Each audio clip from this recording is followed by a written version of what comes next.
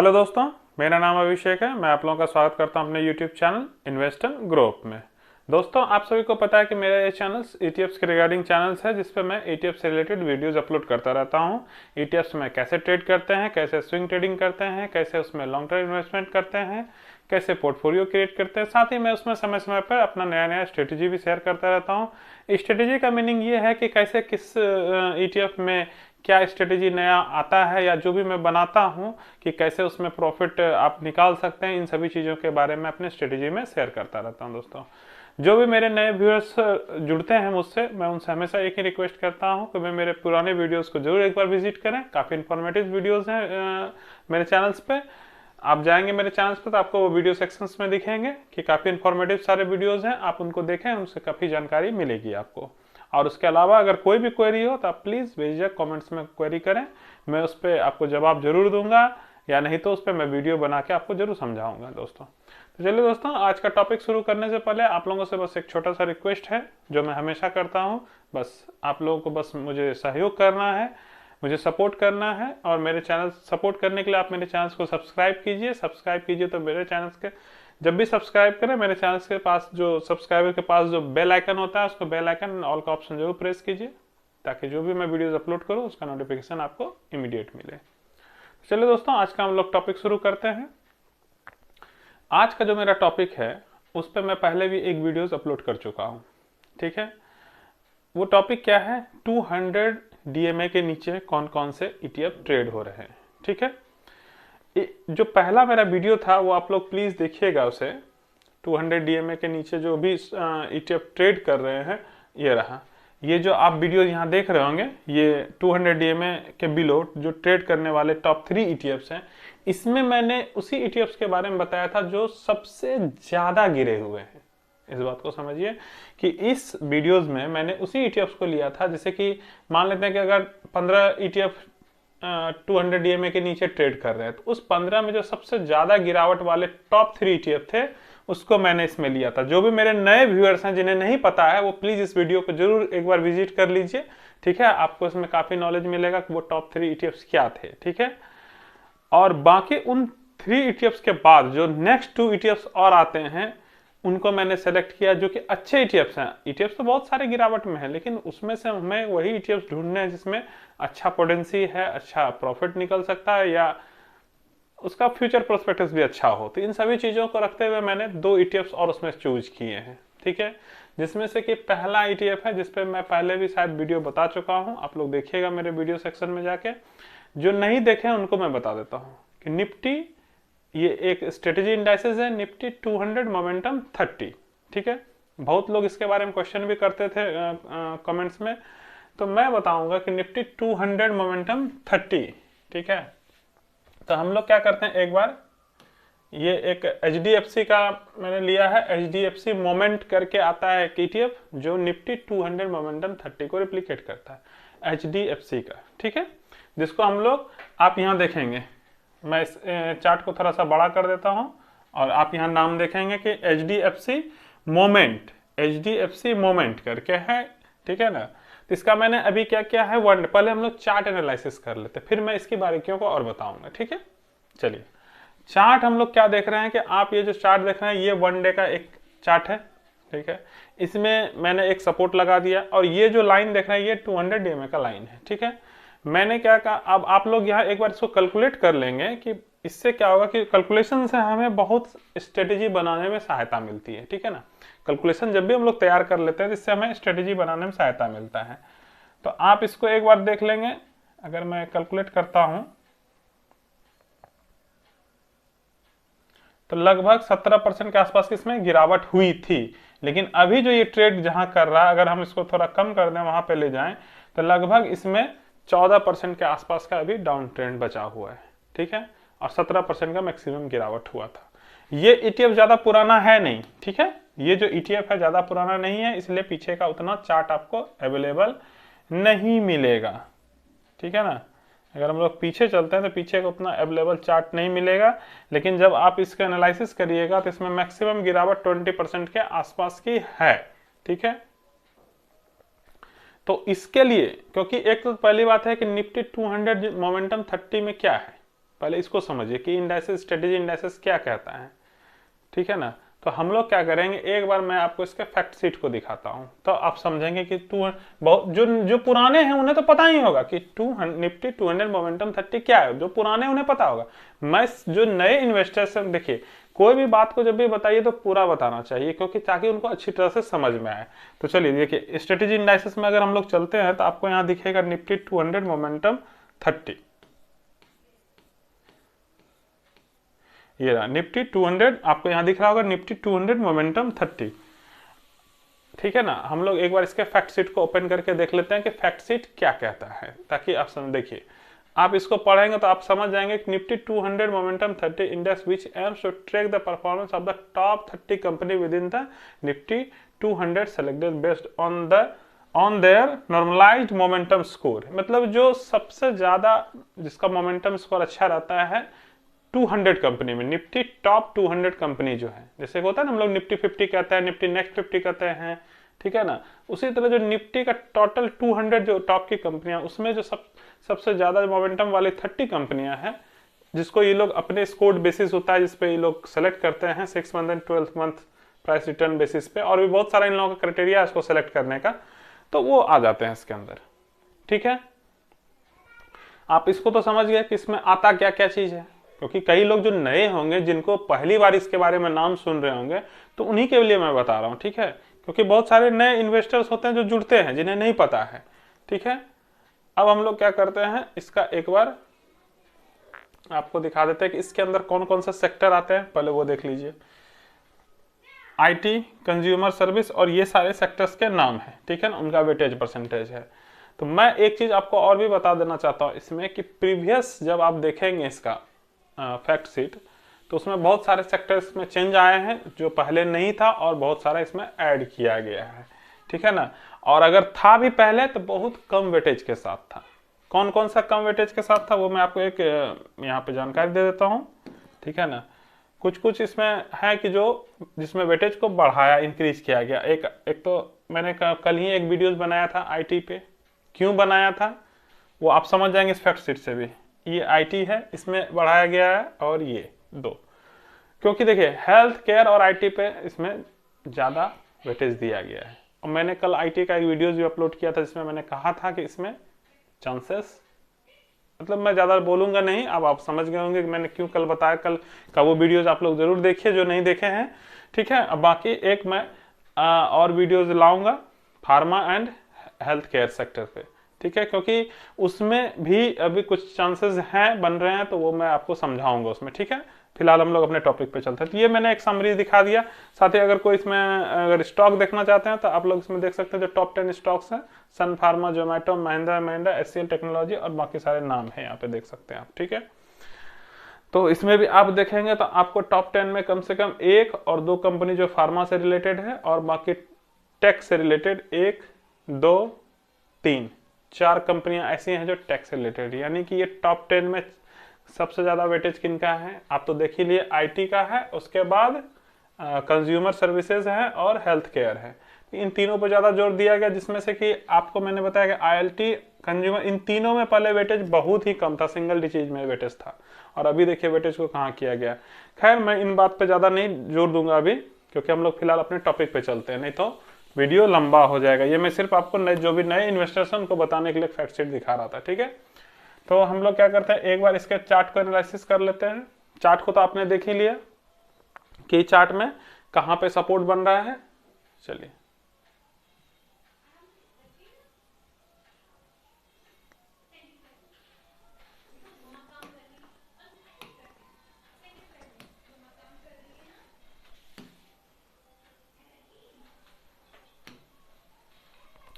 इस चार्ट में आप क्या देख पा रहे होंगे, इसमें मैं एक बार फिर से एक बार आपको दिखा देता हूं।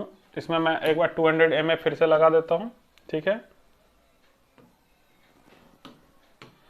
मैं कैसे लगा रहा हूं, ऐसा नहीं कि मैं अगर बता रहा हूं इसमें व्यू दे रहा हूं तो इसका मतलब ये नहीं कि मैं जो जो चीजें इसमें करता हूं बीच में, जो नए व्यूअर्स हैं वो प्लीज उसको भी ध्यान से देखिएगा, ठीक है। कि मैं मूवी में एवरेज, कई लोगों का सवाल आता है कि सर मूवी में एवरेज कैसे लगाते हैं, इन सभी चीजों को भी आपको नोटिस करना है, ये मैं बता दे रहा हूँ। जैसे कि मैंने अभी मूवी में एवरेज लगाया, आपके सामने मैं दिखाता हूं कैसे मैं मूविंग एवरेज लगा 200 डेज मूविंग एवरेज कैसे लगाते हैं, वो भी आप लोग यहां से देख के सीख सकते हैं। ऐसा नहीं कि मैं जो सिर्फ बता रहा हूं आपको सिर्फ ये देखना कि सर उसमें कितना गिरावट है, कितना व्यू, कितना प्रॉफिट बनेगा, सिर्फ इसी चीजों को नहीं देखना है, बाकी जो मैं कर रहा हूं बीच में उसे भी आपको नोटिस करना चाहिए कि कैसे कर रहा हूं, ठीक है, ताकि आप उसको भी सीख सके। ठीक है, 200 डीएमए से ये कितना डिस्काउंट पे मिल रहा है इसको भी हम लोगों को एक बार चेक करना चाहिए। ठीक है, मैंने कहा कि 200 डीएमए से ये गिरावट में है, तो कितना गिरावट में है ये भी हम लोग देख लेते हैं। पहले जब भी रिसेंट गिरावट हुई थी 6 आप यहाँ देखेंगे 6.66% के आसपास गिरावट हुई थी, लेकिन अभी जो फिलहाल इसमें गिरावट बची है कितना है, लगभग वही 3.5% के आसपास इसमें 200 डीएमए से गिरावट बची हुई है अभी भी। तो मैंने क्या कहा था 200 डीएमए से जो नेक्स्ट 2 और जो टॉप अच्छी ईटीएफ्स हैं गिरावट में, 3 तो मैं बता चुका हूँ, 3 में क्या क्या था वो भी मैं रिवाइज कर देता हूँ। सीपीएससी, कमोडिटी और एक है आपका पीएसयू। 3 जो है टॉप 3 ईटीएफ्स हैं जो 200 डीएमए से गिरावट में थे, जो मैं पहले वीडियो में शेयर कर चुका हूं। और अभी मैं बता रहा हूं आपको किसके बारे में, ये है एचडीएफसी का मोमेंटम निफ्टी 200 मोमेंटम 30 ईटीएफ के बारे में बता रहा हूं। ठीक है, तो अभी जो इसमें डिस्काउंट है इसका अगर आप लोग बेनिफिट लेना चाहते हैं तो आप लोग अपना सोच लीजिएगा कैसे इसमें इन्वेस्टमेंट करना है। इसका जो ऊपर का रेजिस्टेंस है ये बिल्कुल अपने रेजिस्टेंस के आसपास से अभी घुमा हुआ है। कैसे, तो आप लोग यहां देख लीजिए,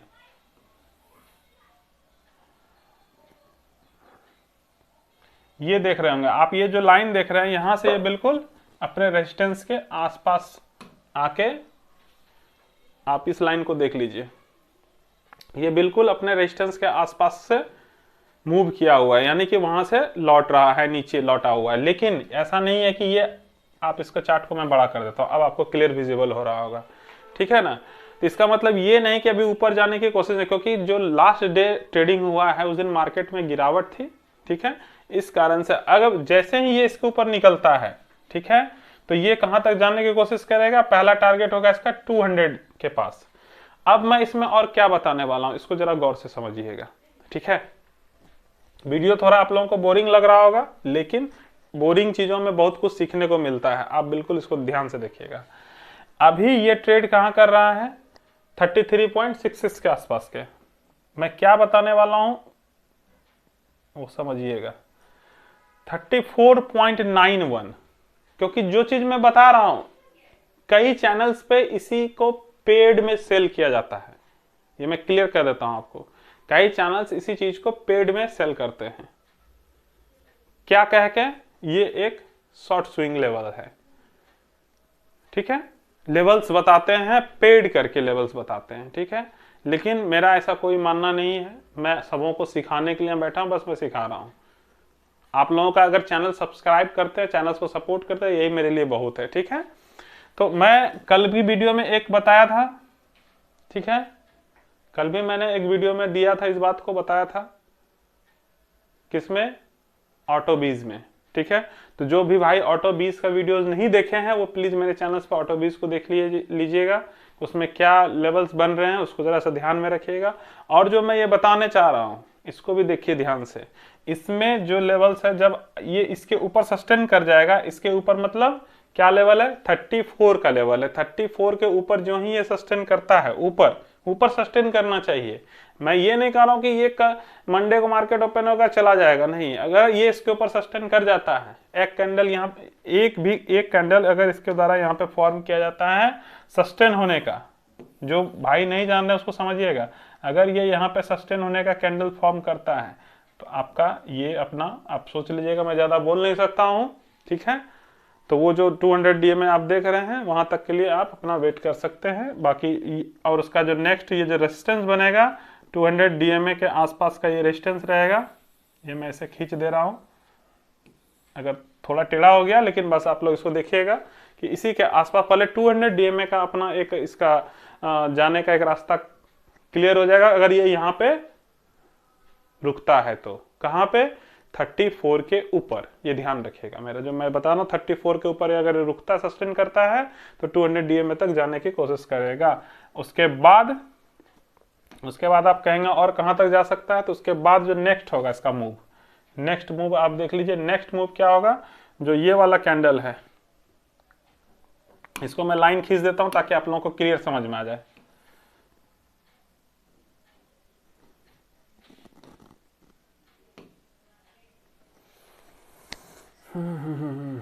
इसको मैं थोड़ा आपको फिर से खींच देता हूं।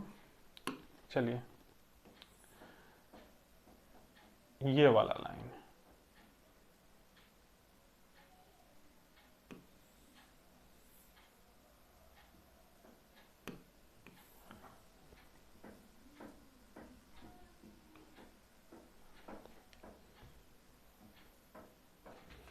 मतलब लगभग जो ऊपर का रेजिस्टेंस इसका नया बन के आ रहा है वो लगभग वहीं के आसपास है, मतलब थोड़ा सा उससे ऊपर है।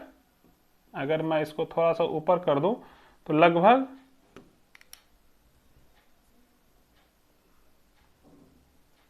लगभग वो 200 डीएमए से थोड़ा सा ऊपर है। ठीक है, आप इस प्राइस को अगर पढ़ना चाहते हैं कि ये क्या प्राइस निकल के आ रहा है, तो मैं वो भी आपको बता देता हूं।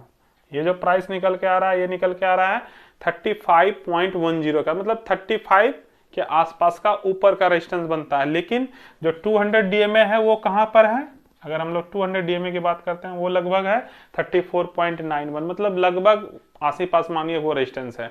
तो आप ये क्या बताया मैंने, एक लेवल्स बताया। बाकी मैं ज्यादा क्लियर नहीं बोलूंगा, क्योंकि जो समझदार है वो समझ गए होंगे इस लेवल से क्या फायदा हो सकता है। ठीक है, बाकी हम लोग चलते हैं अब। और एक बार मैं इसका और एक चीज क्या दिखा दूं, चलिए हम लोगों को एक और क्या देखना चाहिए इसमें, वॉल्यूम्स एंड डिलीवरी पोजीशंस जरूर देखने चाहिए। वॉल्यूम एंड डिलीवरी पोजीशन, चलिए हम लोग एक बार एचडीएफसी मोमेंट का देख लेते हैं। Volume and delivery position last day का क्या रहा था ट्रेडिंग सेशन में। तो लास्ट डे का ट्रेडिंग सेशन में जब हम लोग देखेंगे इसका वॉल्यूम, तो डिलीवरी परसेंटेज 72.66% का इसका डिलीवरी परसेंटेज रहा था, आपको यहाँ दिख रहा होगा।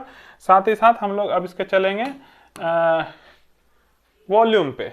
तो वॉल्यूम इसका ठीक है 2 लाख, 1 लाख, 2 लाख, 3, सेम यही लगभग वॉल्यूम है। ठीक है, तो वॉल्यूम इसका ठीक है, अच्छा खासा वॉल्यूम है। बाकी अगर आप इसका अपोजिट जानना चाहते हैं, जैसे कि कोई कहेंगे सर इसका अल्टरनेटिव अगर कोई चाहिए, तो एक मोमेंटम करके है, ठीक है ना, मोमेंटम करके है, तो वो एक इसका अल्टरनेटिव है, जिसमें कि लेकिन उसमें क्या होता है थोड़ा सा वॉल्यूम इससे कम रहेगा। ठीक है, लेकिन अगर कोई अल्टरनेटिव में विचार करना चाहते हैं तो मोमेंटम करके ईटीएफ है, जिसमें आप विचार कर सकते हैं। चलिए दोस्तों, ये मेरा एक ईटीएफ के बारे में आपका हो गया। आपको क्या जो बताना चाह रहा था मैं अपना व्यू, वो आपको मैंने बताया। अब दूसरा क्या है वो मैं चलो बताता हूं। दूसरा है इंफ्रा आई। ठीक है, इंफ्रा आई यानी कि निफ्टी इंफ्रास्ट्रक्चर का एक ईटीएफ है, जो निफ्टी इंफ्रास्ट्रक्चर इंडेक्स को कवर करता है। तो चलिए हम लोग एक बार उसके भी चार्ट को एनालिसिस कर लेते हैं, क्या उसमें क्या बन रहा है, उसको भी एक बार हम लोग विजिट कर लेते हैं। मैं देखिए मैं पहले भी बता चुका हूं कि 200 डीएमए के नीचे काफी सारे ईटीएफ्स अवेलेबल हैं। ठीक है, लेकिन मैंने टॉप 3 तो पहले बता चुका हूं, ये मैं उसी में से 2 और अच्छे ईटीएफ्स को आपके सामने लाया हूं। ठीक है, चलिए हम लोग एक बार, और उसमें क्यों लाया हूं वो आप लोग जो समझदार होंगे वो समझ गए होंगे कि उसमें मैंने क्या बताया, क्या मेरा मकसद था बताने का, वो आप लोग समझ गए होंगे कि मेरा इशारा कहाँ है, और वो इशारा यहाँ भी है। ठीक है, तो मैंने जो एक ऑटो 20 का भी आपको डाला है वीडियोस, आप देखिएगा मेरे चैनल्स पे, उसमें भी क्या बन रहा है वो आप समझिएगा। क्योंकि मैं हमेशा कहता हूँ कि इन्हीं चीज़ों को जो मैं बताता हूँ, पॉइंट्स शॉर्ट स्विंग जो मैं बताता हूँ, उसी चीज़ को बहुत लोग पेड चैनल पे सेल करते हैं, पेड चैनल पे अपना मतलब देते हैं। तो मेरा ऐसा कोई मकसद है नहीं, तो मैं फिलहाल आपको बस सिर्फ एजुकेशन पर्पज के लिए, और मेरा जो भी ये मैं बता रहा हूँ ये सारा कोई कॉल एंड रिकमेंडेशन नहीं है, ये सिर्फ और सिर्फ एजुकेशन पर्पस के लिए मैं बता रहा हूँ। आप लोग जो भी इन्वेस्टमेंट का अपना डिसीजन लीजिए वो स्वयं से लीजिए। ठीक है, ताकि मैं सिर्फ आपको यहाँ पे नॉलेज के लिए बता रहा हूँ। चलिए दोस्तों, तो अब हम लोग क्या करते हैं, एक बार इसमें फिर से एमए लगा लेते हैं। आप लोग प्लीज ध्यान से देखिएगा, जो भी नए व्यूअर्स हैं, कि एमए कैसे लगाता हूँ। ठीक है, चलिए मैं आपको फिर यहाँ सेटिंग्स में जाते हैं, इसमें इनपुट्स में जो लेंथ है इसको हम लोग क्या करते हैं 200 पे सेलेक्ट कर देते हैं। अगर स्क्रीन को कलर वगैरह चेंज करना हो ताकि अच्छी खासे विजिबल हो सके, तो वो हम लोगों ने यहाँ कर दिया। अब इसमें भी देखेंगे ये भी 200 डीएमए से नीचे ट्रेड कर रहा है, तो इसको भी एक बार हम लोग कैलकुलेट कर लेंगे ताकि थोड़ा सा व्यू बनाने में आसानी होगी। ठीक है, तो हम लोग यहाँ से एक बार इसको कैलकुलेट कर लेते हैं कि इसमें मैक्सिमम जो गिरावट अभी आई थी वो आई थी लगभग 13% के आसपास की गिरावट, 13-13.5% के आसपास की गिरावट थी, ठीक है ना। और ये गिरावट अभी घट के कितना रह गई है, मतलब लगभग 11% के आसपास, पौने 11 हो रहा है, मान के चलिए राउंड में 11% के आसपास की ये गिरावट रह गई है, ठीक है। ये आप लोगों को विजिबल हो रहा होगा, 11% के आसपास गिरावट रह गई है। चलिए हम लोग एक बार इसका पीछे का भी चार्ट देख लेते हैं। अगर हम लोग पीछे चलते हैं तो इसका भी पीछे का चार्ट ज़्यादा अवेलेबल है नहीं, क्योंकि ये 22 में लॉन्च हुआ था ये ETF, ठीक है। तो हम लोग को जो गिरावट मिल रही है, इसकी गिरावट को भी हम लोग एक बार कैलकुलेट कर लेते हैं कि इसमें गिरावट एक्चुअल में हुई कितनी थी। 15% के आसपास की गिरावट हुई थी, ठीक है।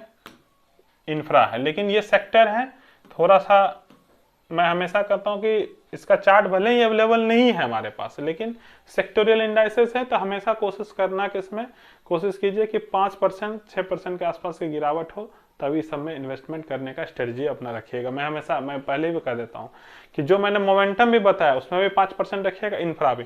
और मैं इंफ्रा को पहले भी एक चीज के लिए बताया था, क्या, लॉन्ग टर्म के लिए। क्यों बताया था इंफ्रा को लॉन्ग टर्म के लिए, ये भी मैं एक लाइन, अब जब आ रहा है ETF सामने तो बताने में कोई झिझक नहीं है मुझे।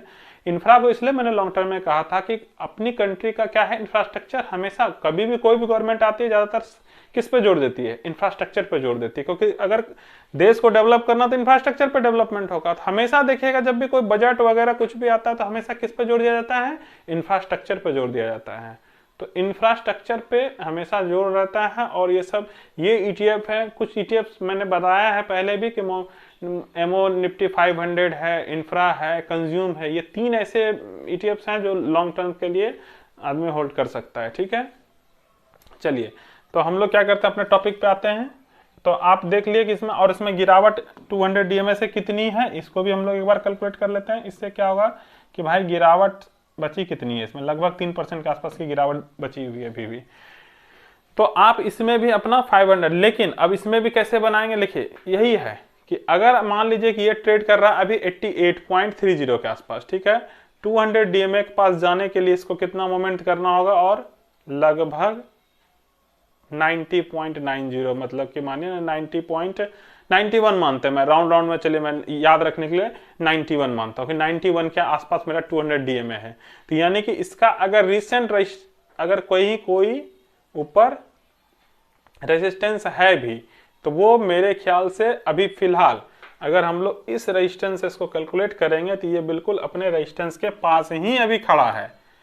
अभी ये अपने किस रेजिस्टेंस के पास खड़ा है, यहां से जब आप इसको कैलकुलेट करेंगे तो ये बिल्कुल अपने रेजिस्टेंस के पास खड़ा है, ठीक है, रेजिस्टेंस के पास, बट रेजिस्टेंस के ऊपर नहीं गया। तो दोनों मोमेंटम 30 में भी आपने यही चीज देखा और इंफ्रा में भी आप वही सेम देख रहे हैं कि जैसे ही ये इसके ऊपर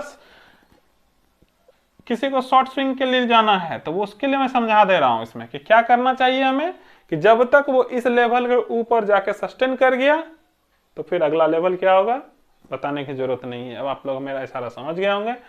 चलिए तो जो मेरा व्यू था दोनों पे वो मैं बता दिया, ठीक है। और 200 DMA के नीचे भी ट्रेड कर रहा है, तो बाकी जिनको भी अपना जिनका भी इसमें इन्वेस्टमेंट है तो अच्छी बात है, नहीं है तो अपना विचार कर सकते हैं, क्योंकि डिसीजन आपका खुद का होगा, ठीक है। तो चलिए दोस्तों, आज का वीडियो ज़्यादा लंबा नहीं करते हैं, बस हम लोग यहीं पे इस टॉपिक को ख़त्म करते हैं। अगर मेरा व्यू अच्छा लगा तो प्लीज़ मेरे चैनल्स को आप लोग सब्सक्राइब कीजिए, सपोर्ट कीजिए। और भी नए ETFs पे मैं व्यू लाऊंगा, जो भी मुझे दिखेगा। ऐसा नहीं कि 200 DMA के नीचे कोई भी ETF हो तो मैं ला दूंगा, ऐसा बात नहीं है। उसमें कुछ मौका होना चाहिए, साथ ही साथ कोई अगर ट्रेड कर रहे हैं, सिंपल नॉर्मल ट्रेड कर रहे हैं, तो वो भी मौका दिख ही रहा है उसमें, लेकिन जो शॉर्ट स्विंग के लिए जाना चाहता है उसका भी मौका दिख रहा है उसमें, ठीक है। तो इन सभी चीज़ों को मैं देखता हूँ पहले अपने से, अगर उसमें है बताने लायक तभी मैं आपके सामने लाता हूँ, ठीक है। ऐसे तो मैं चाहूँ तो कोई भी ETF उठा के ला के अपना व्यू दे सकता हूँ, लेकिन नहीं, ऐसी बात नहीं है, जिसमें कुछ बेनिफिट्स हो। तो जो भी मैं ये सब शॉर्ट स्विंग वगैरह बताता हूँ, ये मैं पहले ही कह देता हूँ कि ये सिर्फ मेरा एजुकेशन पर्पस के लिए है, ठीक है, कोई मेरा कॉल एंड रिकमेंडेशन नहीं है। और खास करके जो नए इन्वेस्टर हैं वो बिल्कुल इन सब चीज़ों से दूर रहें, अपना पहले इन्वेस्टमेंट के लिए सीखें, ठीक है। इन सब चीज़ों में अभी फिलहाल ना ही पड़े तो बेहतर होगा। आप लोग पहले जो मैंने सिंपल स्ट्रेटेजी बताया है 3% 5% जैसे भी बताया है, उन स्ट्रेटेजी को अगर आप लोग उस पर चलते तो वो ज़्यादा बेटर रहेगा आप लोगों के लिए, ठीक है। तो चलिए दोस्तों, आज के लिए बस इतना ही। आप लोगों को अगर मेरा कंटेंट पसंद आता है तो मेरे चैनल को आप लोग सब्सक्राइब कीजिए, सपोर्ट कीजिए। और जब भी सपोर्ट कीजिए तो बेल आइकन और ऑल का ऑप्शन जरूर प्रेस कीजिए, ताकि जब भी मैं कोई वीडियो डालूं आपको उसका नोटिफिकेशन इमीडिएट मिले दोस्तों। तो आज के लिए बस इतना ही, धन्यवाद।